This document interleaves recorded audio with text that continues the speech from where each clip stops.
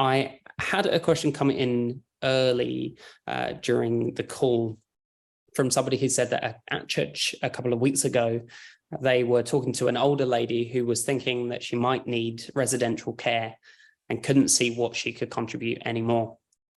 Tonight has given this person some thoughts about how they might have better managed that conversation. They didn't talk about the main problem was that she didn't value herself and didn't feel valued.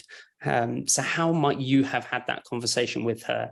And could you help this person have some thoughts about how they might do that differently in the future? Well, thanks. And of course, it's often very challenging and difficult to have these painful conversations, and it starts with being honest, doesn't it? And encouraging people to be honest with us. And so asking these kind of questions, what are you really worried about? What are the things that most concern you?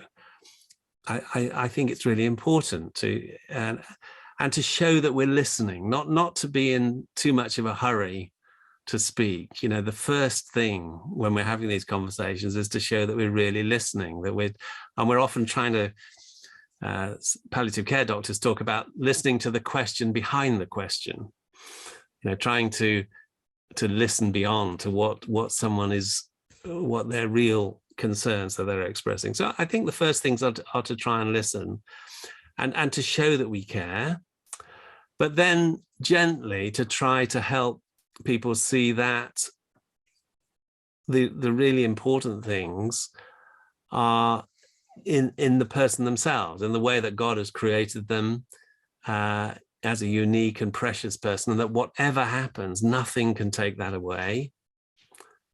And then and that to give the kind of human reassurance as well, that we're going to be here with you, that we're not going to abandon you. You know, the greatest fear that for so many people is of being abandoned, of having to face the challenges of later life by themselves and without those to support, and just to know that there are others who care and there are others who are not going to abandon me, and that I'm part of a wider family of people who care. I think that can make all the difference.